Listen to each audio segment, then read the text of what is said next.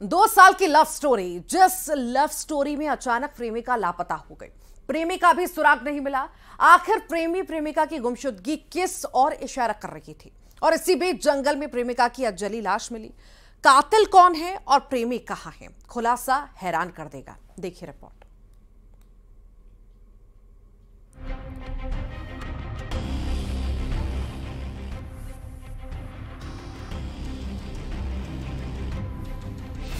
हैरान करने वाली लव स्टोरी।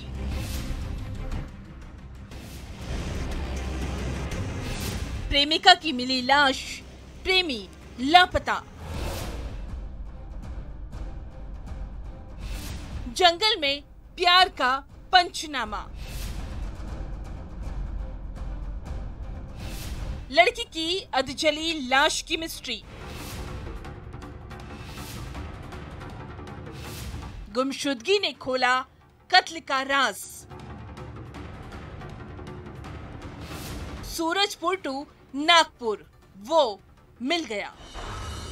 एक लव स्टोरी के बारे में सुनिए। ये मोहब्बत की वो कहानी है जिसमें 2 साल बाद अचानक एक ट्विस्ट आया, या कहें एक ऐसा खौफनाक ट्विस्ट जिसमें अचानक ही प्रेमिका लापता हो गई और प्रेमी का भी कहीं सुराग नहीं मिला।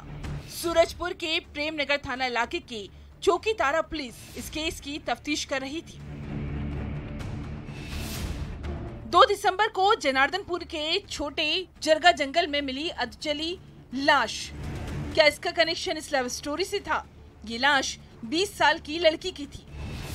पहली लाश की पहचान हुई, उसके बाद लड़की से जुड़े लोगों का सुराग तलाशा गया। इस बीच पुलिस वालों को खबर लगी उस लव स्टोरी की। प्रेमिका की लाश मिल चुकी थी, लेकिन प्रेमी का अब तक सुराग नहीं था। तारा चौकी में एक सूचना आई कि जंगल में एक जली लाश पड़ी हुई है। सूचना पाकर तत्काल पुलिस के द्वारा मौके पर रवाना हुआ और मामले की गंभीरता को देखते हुए पुलिस अधीक्षक महोदय के द्वारा पुलिस अधिकारियों की टीम नियुक्त करके तत्काल मामले का खुलासा करने का निर्देश दिया गया तथा डॉग स्क्वाड और एफएसएल को भी टीम मौके पर बुलाया गया। क्या प्रेमी के साथ भी कुछ हुआ था, या फिर प्रेमिका की अधजली लाश की मिस्ट्री का कनेक्शन लापता प्रेमी से था? इस बीच मर्डर का कनेक्शन जुड़ा लापता प्रेमी से। प्रेमी अतवार साई की लोकेशन महाराष्ट्र के नागपुर में मिली और उसने ही हत्या का राज खोला। जिद ने ली उसकी जान। लवर किलर का इंतकाम। लड़की अपने घर से 30 नवंबर को ये बोलकर गई थी, दीदी के यहाँ जा रही हूँ, लेकिन वो प्रेमी अतवार साई से मिलने पहुंची। प्रेमी ने प्रेमिका को मिलने बुलाया था, लेकिन इसी बीच प्रेमी प्रेमिका के बीच झगड़ा हुआ।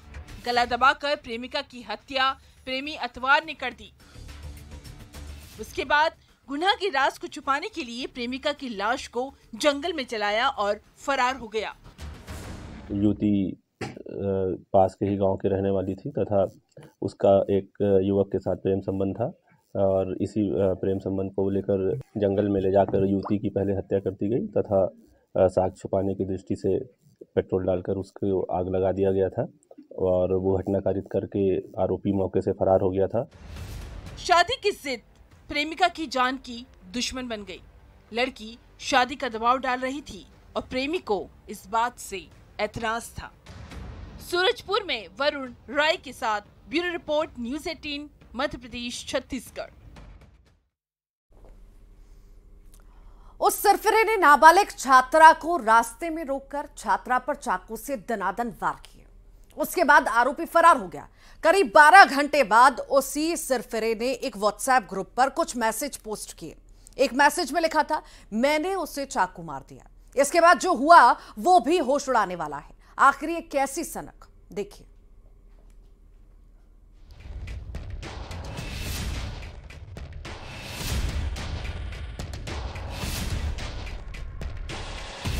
छात्रा पर चाकू से वार।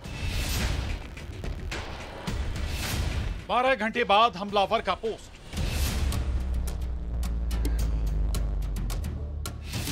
मैंने उसे चाकू मार दिया है।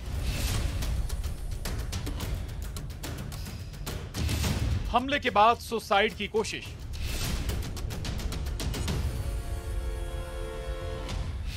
एक तरफा प्यार, इंतकाम। पुलिस वालों को खबर लगी। ये खबर थी सुसाइड की कोशिश की। लड़का जहर खाकर आया था। आखिर लड़के ने सुसाइड की कोशिश क्यों की, इसकी तफ्तीश जारी थी।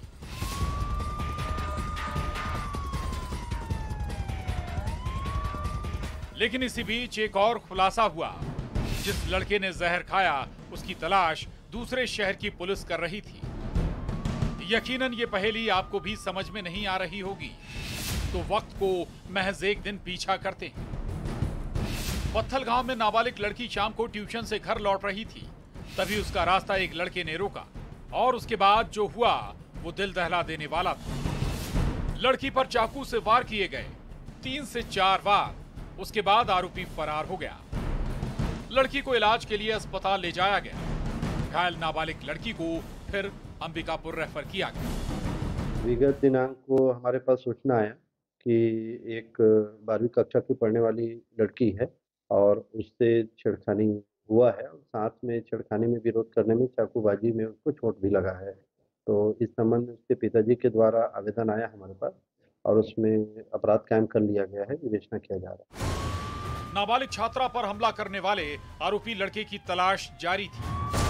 पुलिस को आरोपी का कोई सुराग नहीं मिला, लेकिन अगले दिन पत्थल गांव से 100 किलोमीटर दूर जशपुर में जिस लड़के ने सुसाइड की कोशिश की उसकी खबर लगी और आरोपी का सुराग भी मिल गया।